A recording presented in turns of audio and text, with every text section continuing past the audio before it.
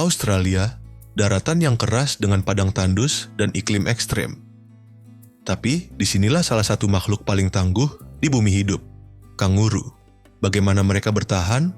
Jawabannya ada pada serangkaian adaptasi luar biasa yang mungkin belum kamu ketahui.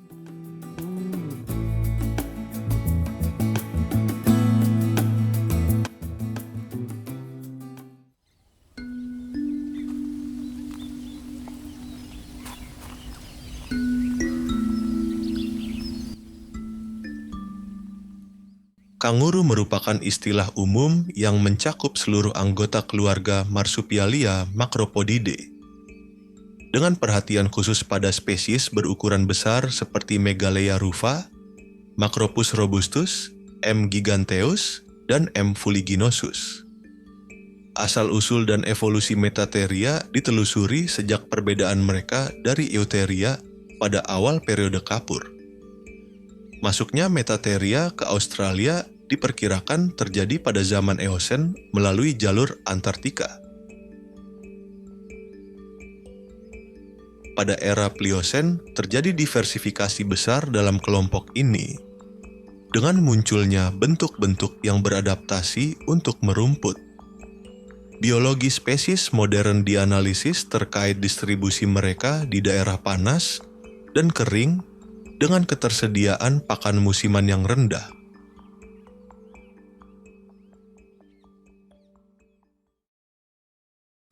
Kanguru adalah homeotherm yang efisien dan cara utama mereka melepaskan panas pada suhu tinggi adalah dengan terengah-engah, serta berkeringat dan menyebarkan air liur dalam kondisi ekstrem.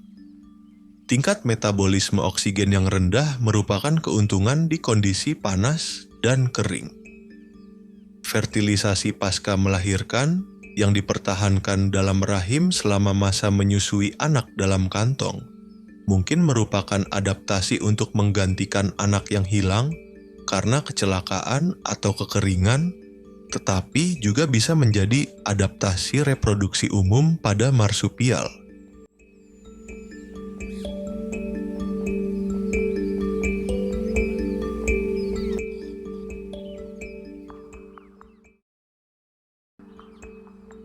Hubungan air pada kanguru menunjukkan tingkat adaptasi tinggi terhadap lingkungan kering. Ciri khas marsupial berupa perputaran air tubuh yang rendah dikombinasikan dengan jumlah air tubuh total yang tinggi serta kemampuan bertahan meskipun mengalami penurunan berat badan akibat dehidrasi, mirip dengan hewan ruminansia. Selain itu, kanguru gurun menunjukkan kemampuan seperti mamalia lain yang beradaptasi dengan gurun, yaitu mengurangi kehilangan air melalui penguapan serta urin dan feses saat dehidrasi, serta mendaur ulang urea ketika nitrogen dan air terbatas.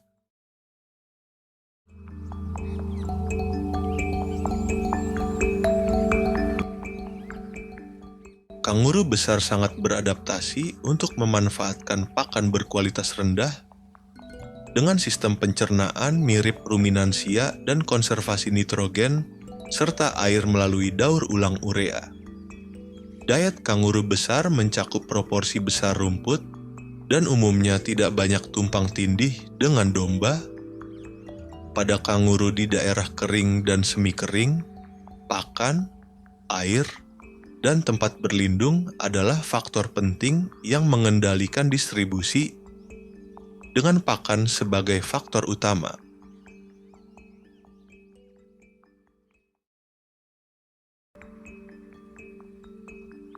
Reproduksi kanguru sangat dipengaruhi oleh kondisi lingkungan yang parah akibat kekeringan. Awal kematangan seksual pada betina tertunda, terjadi peningkatan kematian anak dalam kantong akibat kegagalan laktasi. Dan jika kekeringan berlanjut, betina memasuki anoestrus dan perkembangbiakan berhenti. Diapause embryonik di mana embrio berada dalam kondisi dorman.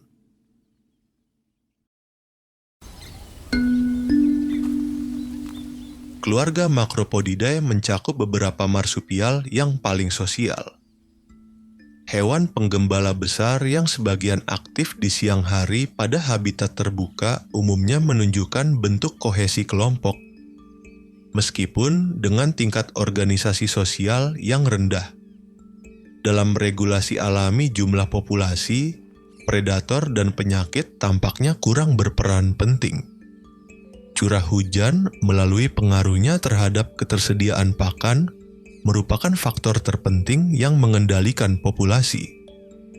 Faktor lain adalah perusakan habitat, yang paling berpengaruh pada spesies kecil, dan eksploitasi komersial melalui perburuan, yang paling berpengaruh pada spesies besar.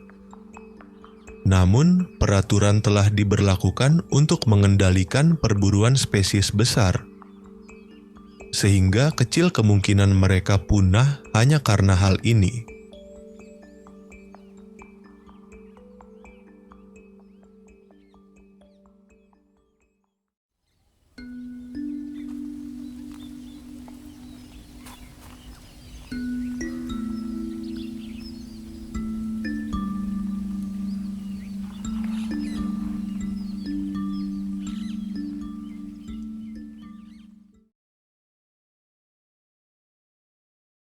Kanguru dikenal sebagai hewan unik dari Australia.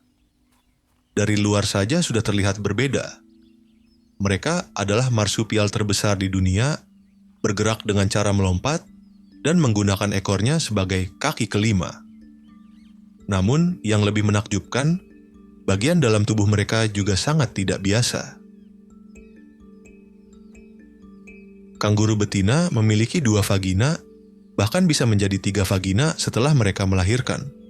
Selain itu, mereka juga memiliki 2 rahim. Mengapa bisa begitu? Adaptasi terhadap lingkungan keras Australia. Penjelasan paling masuk akal adalah bahwa ini merupakan adaptasi terhadap lingkungan Australia yang keras. Dengan memiliki banyak vagina dan rahim, kanguru betina serta marsupial lainnya dapat memiliki beberapa anak pada tahap perkembangan berbeda dalam waktu bersamaan. Hal ini meningkatkan peluang agar setidaknya satu anak bisa bertahan hidup hingga dewasa.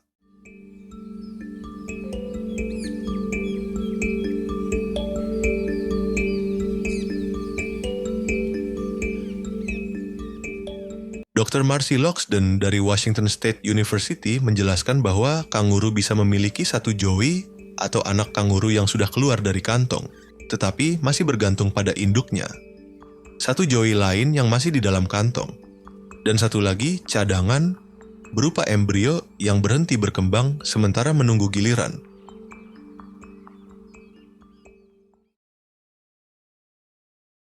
Masa tumbuh anak kanguru.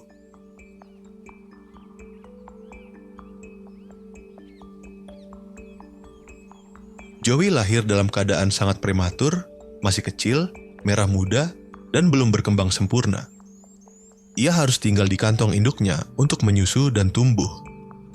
Menurut Kelly Forrester, peneliti dari University of Alberta, selama 10 bulan pertama, Joey berubah dari makhluk mungil seperti kerangka menjadi bayi berbulu yang lucu. 8 bulan berikutnya disebut fase young at foot, yaitu saat mereka mulai keluar masuk kantong, belajar melompat, tetapi masih canggung dan belum bisa mengatur suhu tubuhnya. Artinya, selama 18 bulan pertama hidupnya, seekor joey sangat bergantung pada induknya. Energi besar untuk menyusui.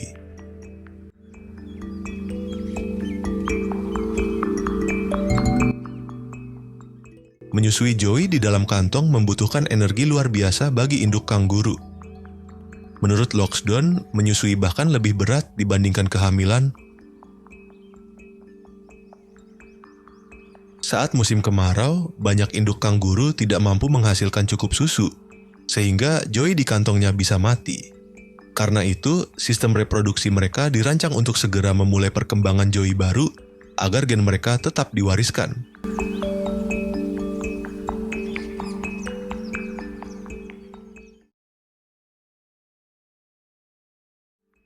Mekanisme reproduksi unik.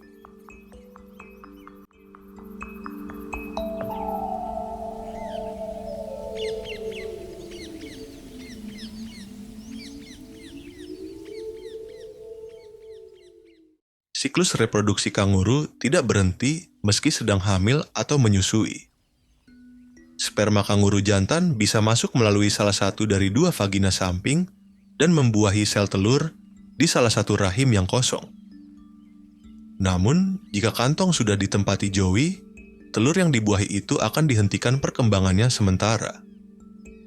Begitu kondisi sudah tepat, embrio itu akan kembali berkembang hingga akhirnya lahir sebagai Joey mungil berukuran seperti kacang jeli. Vagina tengah pada kanguru betina baru benar-benar terbuka setelah ia hamil untuk pertama kalinya, yang kemudian menjadi jalur utama kelahiran.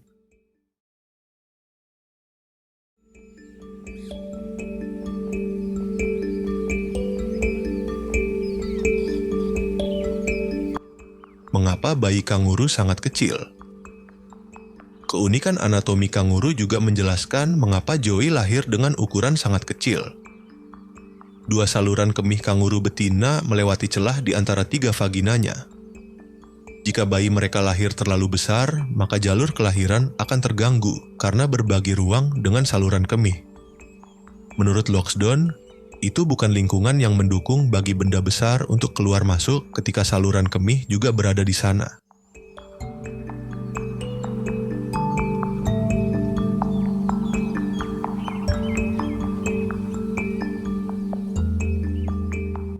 Dengan anatomi reproduksi yang aneh namun efisien ini, kanguru mampu bertahan di lingkungan Australia yang keras dan memastikan kelangsungan hidup generasi berikutnya.